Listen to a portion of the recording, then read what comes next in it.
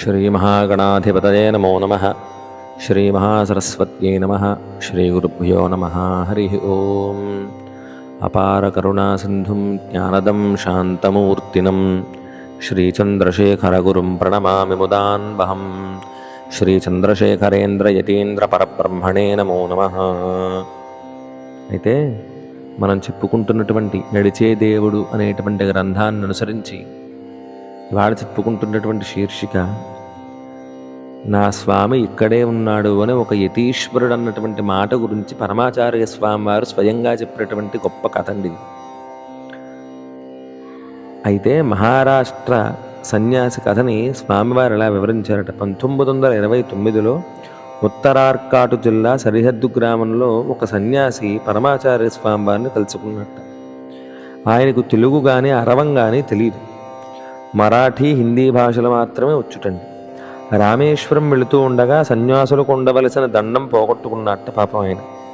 కొత్త దండం లభించే వరకు బహుశా ఆ సన్యాసి ఉపవాస దీక్ష వహించి ఉండాలి. కొత్త దండం అభిమంత్రించి పరమాచార్య స్వామి వారు ఆయనకి ఇచ్చారట. తన ఆశ్రమ ధర్మాన్ని కాపాడిన కారణంగా అది మొదలుకొని ఆయన నన్ను తన గురువుగా పరిగణించాడు అని స్వామివారు చెప్పారు. అప్పటికి ఆయన వయస్సు 80 పైన ఉన్నాయటండి. 1945లో ఆయన సిద్ధి పొందాట. అంతవరకు ఆయన నన్ను వదలడానికి ఇష్టపడలేదు అన్నారు స్వామివారు.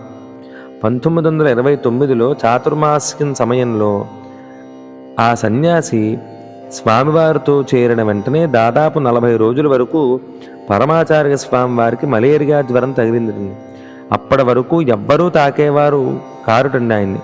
ఆ జ్వరం వల్ల అప్పుడు స్వామివారికి నిలబడే శక్తి కానీ సహాయం కానీ లేకుండా నడిచే శక్తి కూడా ఉండేది కాదటండి స్వామివారికి. కొత్తగా వచ్చి మాతో చేరిన మాతో అంటే పరమాచార్య స్వామివారు చెప్తున్నారు, ఆయనతో చేరినటువంటి ఆ వృద్ధుడు సన్యాసి కావడం చేత పాపం పరమాచార్య స్వామి వారు ఒంట్లో బాగాలేనప్పుడు ఆ బాధ్యత అంతా, అంటే ఎవరో ముట్టుకోకూడదు కాబట్టి యతీశ్వరుల్ని ఇంకో యతీశ్వరుడైనటువంటి ఆ మరాఠీ సన్యాసి స్వామివారికి సహాయపడే బాధ్యత అంతా వహించేట. పైగా ఆయన విపరీతమైనటువంటి కోపిష్ఠిటిని, మాట్లాడితే శాసించినట్టు ఉండేది. చుట్టుపక్కల వారంతా ఆయన చూసి భయపడేవారు. ఆశ్రమ స్వీకారానికి పూర్వము మధ్యప్రదేశ్లో దేవాస్లో రెవెన్యూ శాఖలో ఉద్యోగిగా పనిచేసేటండి ఆయన. అధికారం చలాయించడంలో నానాసాహెబ్ కానీ ఝాన్సీ రాణి కానీ ఆయనకి సాటిరారు. అంత గొప్పగా అధికారం చలాయించేవాట ఆయన. ఒక్క రోజైనా ఆయన నా పాదాలకు పూజ చెయ్యకుండా మానలేదు. అంటే పరమాచార్య స్వామివారు చెప్తున్నారండి ఈ మాటలని. నిత్యము కూడా స్వామివారికి పాదపూజ చేయకుండా ఏ రోజు లేటండి ఆయన. ఆ నియమాన్ని పాలించకుండా ఆయన్ను వారించగలవారెవ్వరూ లేరు. వద్దు అని ఆయనకి చెప్పే ధైర్యం కూడా ఎవరికి లేదు. ఆ పూజ చేసేటప్పుడు ఆయన కళ్ళ వెంట బొట్టబొట్ట నీరు కారుతూ ఉండేది. ఆయన బంధువులు ఒకరు తీర్థయాత్ర చేస్తూ కంచికి వచ్చి స్వామివారిని చూసి ఆ తర్వాత ఆ సన్యాసితో కొంతసేపు మాట్లాడిన తర్వాత ఆ సన్యాసి స్వామివారి దగ్గరకు వచ్చి నిష్ఠూరంగా మాట్లాడేట. తను బంధువైన ఆ సన్యాసి శతవృద్ధుడు కదా, భగవంతుని కంటే నన్ను అధికంగా భావించి పూజిస్తున్నాడు కదా, అలాంటి వ్యక్తి పట్ల ఏమాత్రం అభిమానం కానీ సానుభూతి కానీ చూపించకుండా మీరిలా ఎందుకుంటున్నారు అని నన్ను, అంటే పరమాచార్య స్వామి వారిని కోపగించుకున్నట్టండి.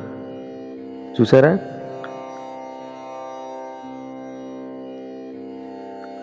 ఆయన అంత కోపగించుకున్న పరమాచార్య స్వామి వారు ఏమి మాట్లాడలేట. ఒకనాడు అందరూ కలిపి తిరుపతి యాత్రకు బయలుదేరగా ఆ వృద్ధ సన్యాసి ఆయన కూడా పరమాచార్య స్వామి వారితోనే ఉన్నట్టండి. వెంకటేశ్వర స్వామి వారిని సేవించడానికి నేను అంటే పరమాచార్య స్వామి వారు కొండపైకి నడిచి వెళ్ళగా స్వామివారి దర్శనం చేసుకుని మళ్ళీ కిందికి నడిచి వెడుతున్నారట స్వామివారు.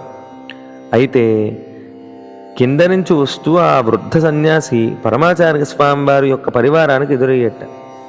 ఆయన వయస్సును బట్టి అనండి, సన్యాసి కావడం వల్ల అనండి, లేదా మా మఠంతో ఆయనకున్న సంబంధం చేతనండి, ఏమైతేనే ఆయనకు ప్రత్యేకం బాలాజీ దర్శనం చేయించడానికి ఆలయ అధికారులందరూ అంగీకరించారటండి.